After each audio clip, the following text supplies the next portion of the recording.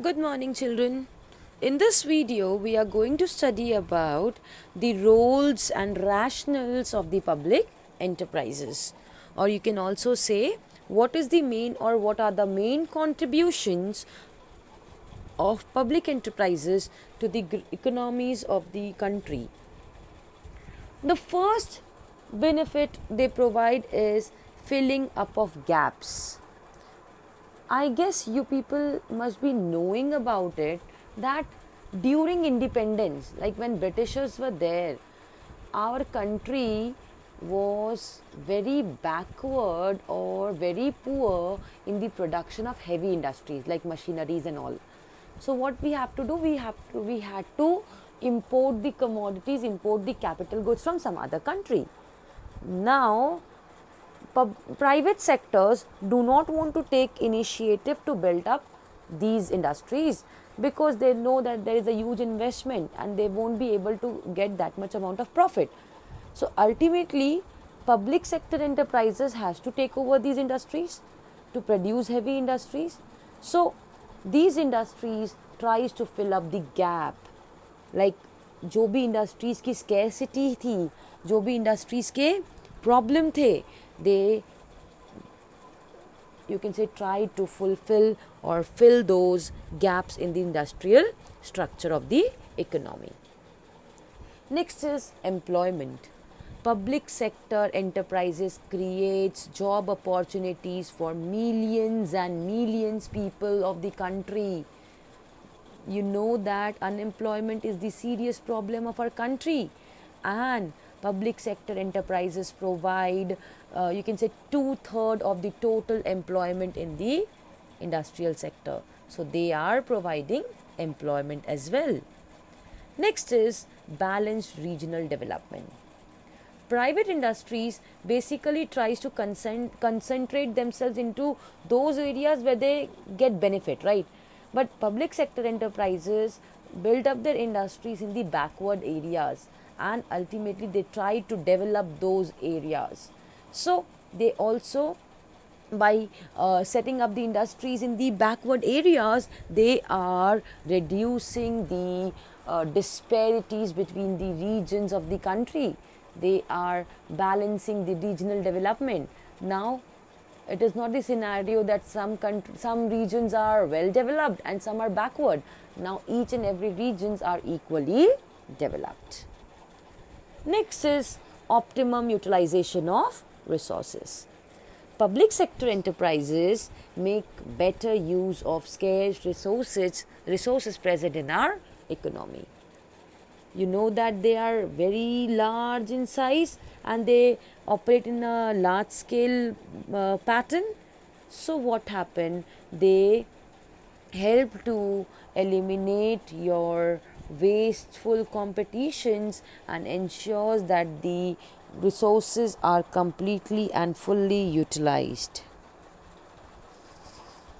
Next is your mobilization of surplus. Means whatever surplus they are generating, whatever money they are generating, what they are doing, they are again reinvesting that. Okay, so they basically reinvest that for their expansion, for their diversification and so on. Moreover, public sector concerns like banks, you can say, and financial institution, they also mobilizes scattered savings to the best possible usage. Public enterprises also earn foreign exchange through exports and all, right? Next is self-reliance. Public enterprises have reduced the need for imports as they are making our country as a self-reliant country. They are producing those goods and services in our country which we were importing earlier. Now we don't need to import those goods and services. Next is socialistic pattern of the society. Public sector enterprises is an instrument for realizing social objectives of the economy. public sector enterprises helps to keep the check, keep the concentration, you can say, like whatever they are doing, it helps to check the concentration of wealth and private monopolies. So they bring about economical and social changes in the economy. Is it clear? So they don't allow private sector enterprises to grow into monopolies. They keep a check on them. Next is public welfare. The main motive of these public sector enterprises is to provide welfare to the society. They do not exploit the consumers for their own profit motive. Okay, they protect and promote the interest of the workers so that they can work properly, they can earn money, and they can earn their living. So these were the you can say roles of public company, as well as the benefits of the public company. Next, we are going to study about criticism or arguments against public enterprises. What are the demerits, you can say? The first one is delay in completion. We know that public enterprises causes delays in the working. They do does the they you can say they do the task very slowly and smoothly, so that is why they cause delay. कोई भी government का project आप नहीं देखोगे कि time से ख़त्म हो गया है, सब में डिलेज होते हैं. Next is faulty evaluation. Public enterprises are in some cases set upon the political consideration. So they do not properly evaluate the demand and supply as well as the expected cost and benefits. So there are no clear-cut objectives. Next is heavy overhead cost. Public enterprises often spend huge amount on providing housing and other facilities to the employees. Though such investment is useful for employees, but it takes away a large part of capital and the project suffers from financial difficulties because they require huge amount of capital, and if they are reinvesting that amount of capital again in the company, then the employee suffers poor return. Majority of the public sector enterprises incurs losses because they don't work for profit motive. They are not working for profit motive. So what happened? They do not generate income.